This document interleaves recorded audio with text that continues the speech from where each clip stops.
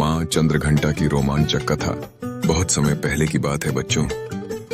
धरती पर अंधकार बढ़ता जा रहा था। राक्षस चारों तरफ उत्पात मचा रहे थे। लोग भयभीत थे और हर दिल बेचैनी से भरा हुआ था।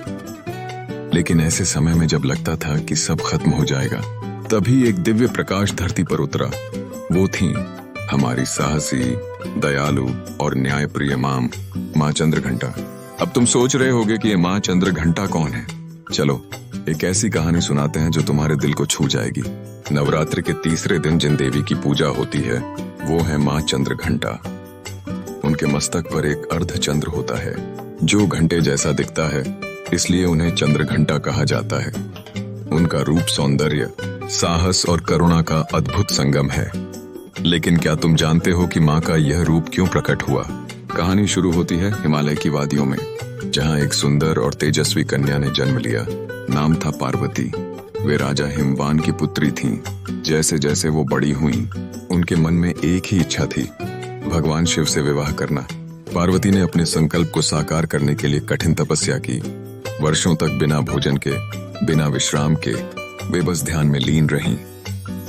उनकी तपस्या देखकर अंततः भगवान शिव प्रसन्न हो गए और उन्होंने विवाह के लिए स्वीकृति दे दी। अब सब तरफ खुशी की लहर दौड़ गई। हिमवान का महल सजने लगा। देवताओं ने तैयारियां शुरू कर दी। लेकिन बच्चों, असली रोमांच तो अब शुरू हुआ।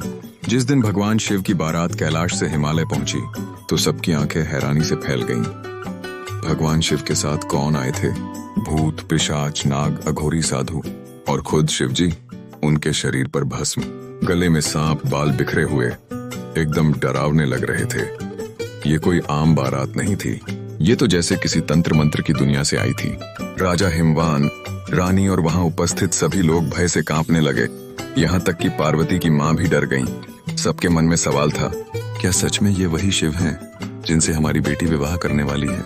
लेकिन बच्चों, असली शक्ति तब दिखती है जब हम डर के समय अपने अंदर की ताकत को पहचानते हैं। पार्वती ने देखा कि सारा माहौल डर और घबराहट से भर गया है। उन्होंने न कोई शिकायत की, न कोई सवाल, बस अपनी भीतरी शक्ति को जगाया और अगले ही पल वे एक नई तेजस्वी देवी के रूप में प्रकट हुई। वो थी माँ चंद्रघंटा।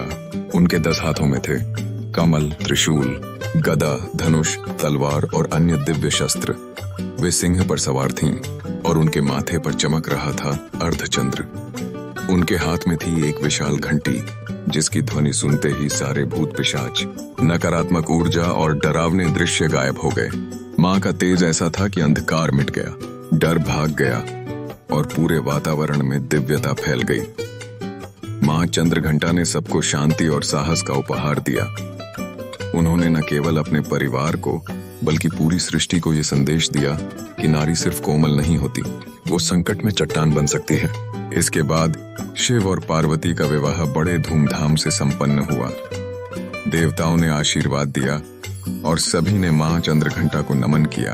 अब सोचो बच्चों, इस कहानी से हमने क्या सीखा? सबसे पहली बात, जब डर लगे तो भागो नहीं, अपने अंदर की शक्ति को पहचानो। दूसरी बात, हर लड़की के अंदर एक चंद्रघंटा छुपी होती है। वो चाहे कितनी भी कोमल हो, जब जरूरत पड़े तो वो संसार की रक्षा करने वाली शक्ति बन सकती है। तीसरी बात, विनम्रता और करुणा को कभी कमजोरी मत समझो। कभी कभी सबसे शांत चेहरा ही सबसे ज्यादा ताकतवर होता है। और सबसे जरूरी बात, दिखावे से नहीं बल्कि सच्चे प्रेम, आत्मविश्वास और आत्मबल से व्यक्ति की पहचान होती है। तो बच्चों, अगली बार जब डर लगे या कुछ गलत होते देखो, आंखें बंद मत करो, बल्कि माँ चंद्रघंटा की तरह अपनी भीतर की शक्ति को जगाओ और पूरे दिल से बोलो, जय माँ चंद्रघंटा।